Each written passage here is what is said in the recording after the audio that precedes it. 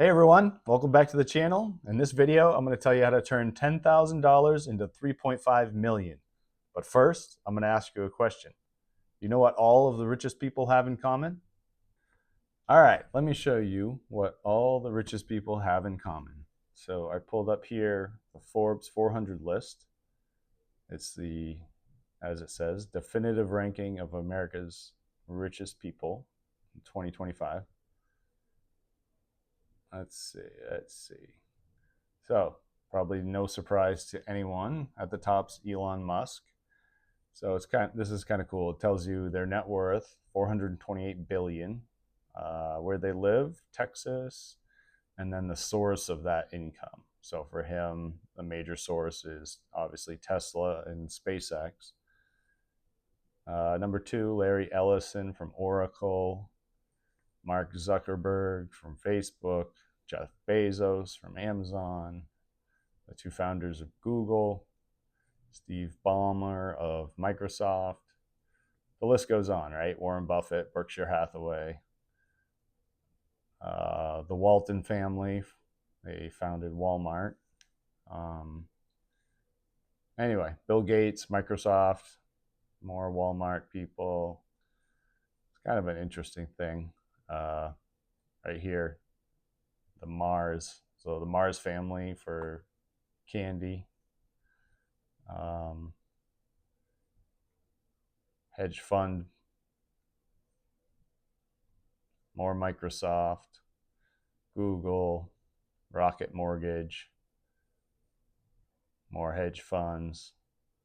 This was surprising. Used cars. Must have a lot of used car dealers.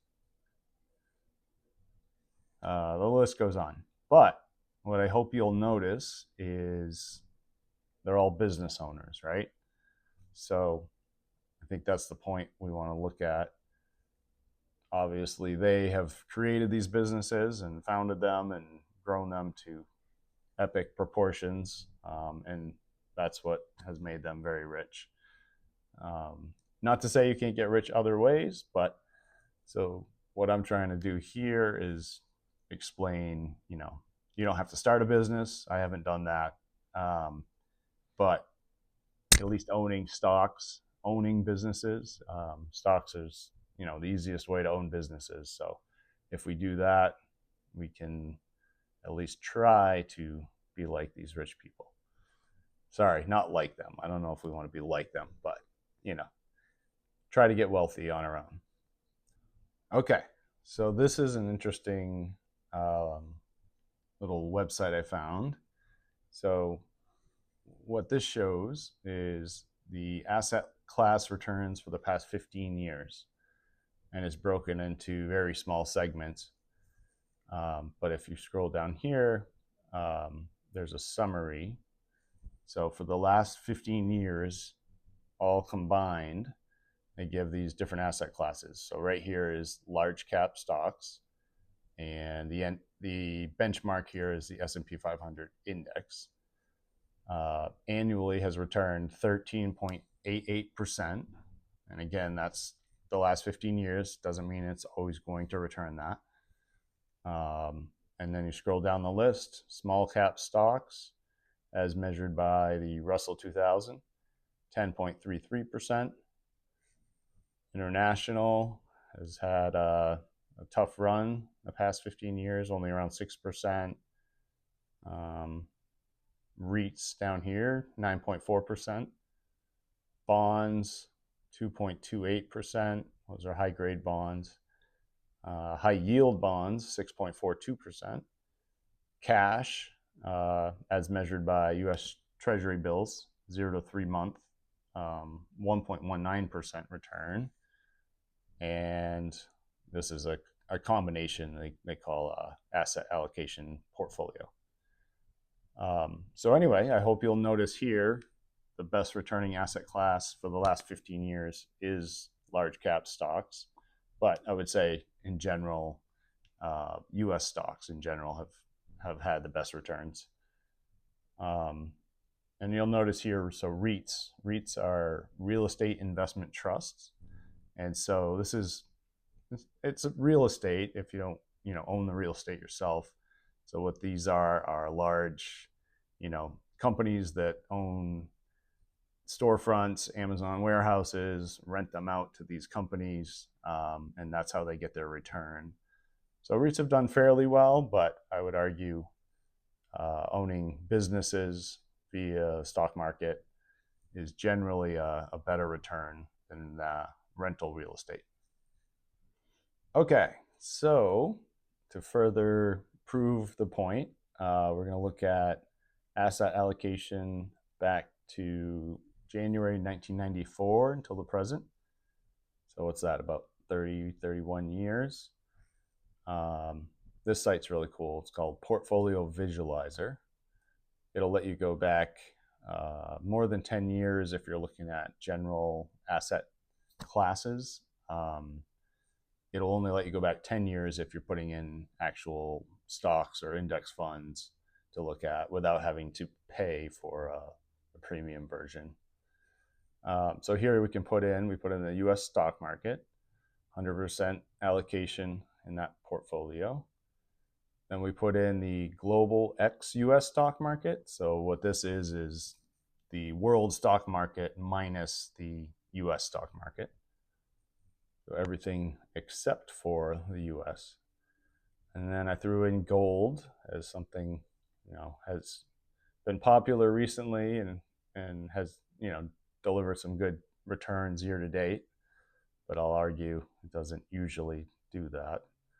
So if we look down here, $10,000 initially invested in 1994 in the US stock market has now given you a return of $241,000. So pretty good as far as I'm concerned. Annualized return is 10.54% over that period. You'll see this term, it's called CAGR, compounded annual growth rate is what that stands for. Global ex-US stock market during that period has only returned 5.62%. So the result of that is your $10,000 is only worth $56,000 today. Gold has actually done a little better. So your $10,000 has turned into a little over $90,000. Compounded annual growth rate, 7.17%.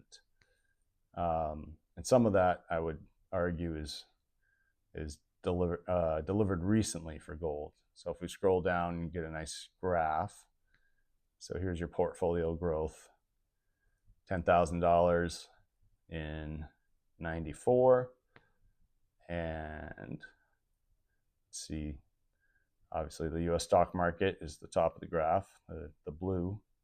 The global ex-US is the green, and then gold, see right here, gold up until maybe 2024 is pretty even with the ex-US stock market, and then it's taken a big run up recently with what's been going on in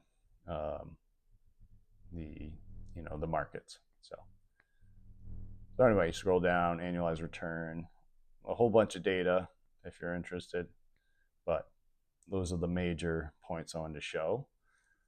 And then if we look here, a few other asset classes I wanted to show. So here is the total US bond market. So bonds are, basically a loan. So either to the US government, corporations, etc.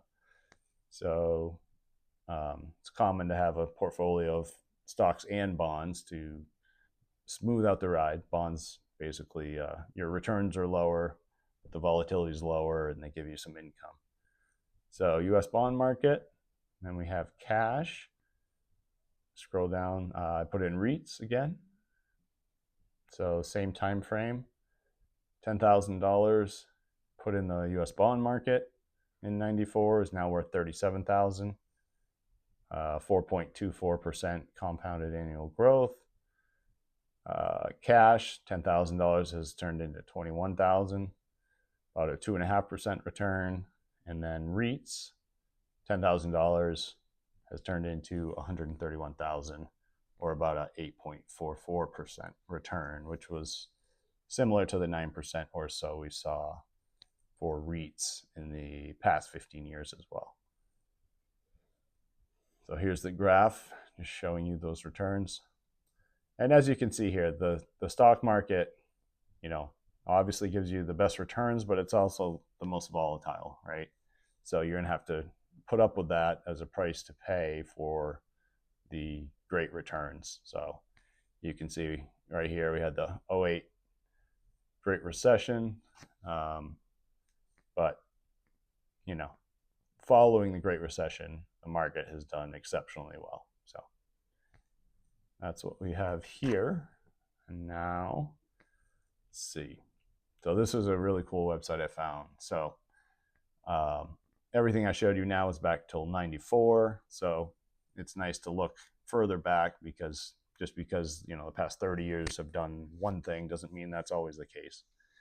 So this goes back basically 100 years, right? So 1928, and this is just mind-blowing. So this shows you the power of compound interest over time.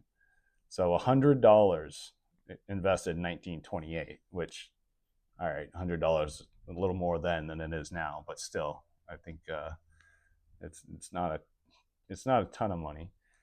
So $100 invested in 98 into the S&P 1928 invested into the S&P 500 is now worth almost $1 million, which is just insane. And then you see gold, cash, real estate, and bonds. And this real estate, I think, it's not REITs. I don't think REITs weren't a thing back then, but it's just real estate in general, right? So what has the return been of real estate in general? And this is why I like to argue that stocks, businesses via stocks or other businesses, are a better investment. Real estate, as you'll see, tends to go up a little more than inflation. This is different than if you're renting out real estate and getting the income that gives you a higher return. So I won't argue with that. But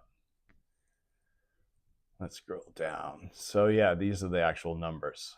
So over that almost 100-year period, the S&P 500 would have returned 9.9%. So your $100 is now worth $787,000. And you can see how it just dwarfs these other numbers. So gold has returned 5%, which would have turned your $100 into $10,000. Cash has returned 3.3%, which, $2,200. Real estate, 4.3%. So your real estate would have turned into $5,360. And your bonds, 4.6%, turned into $7,000. So you can see here, there's just no comparison.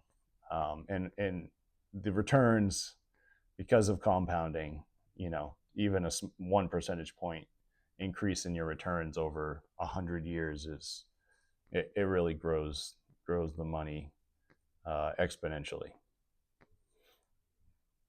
Let's see. Okay, so here's one more example. So I wanted to go back a little further just with the stock market. So a nice 50-year period, or just about 50 years, January 75 to September 2025. So if we look here, so this is an initial investment of $10,000, would have turned into $3.543 million. And that's the point I want to make, right? So a $10,000 investment in 1975, right now you'd be sitting on 3.5 million. So I think that shows the power of the stock market and compounding. And to illustrate this point a little further, I wanted to, I looked up what the average home price in the United States was in 75, and it was around $40,000, right? So if someone had taken $10,000 as a nice 25% down payment and bought a house in 1975, or they put that into the S&P 500, which, as we know, would have turned into 3.5 million, right? So we pull up this compound interest calculator. So let's say an initial deposit of 10,000. We're going to give it 50 years to grow. Remember that real estate return over the 100-year period was 4.3%. And sorry, I don't want to do 10,000. I want to do 40,000 for the value of the home, right?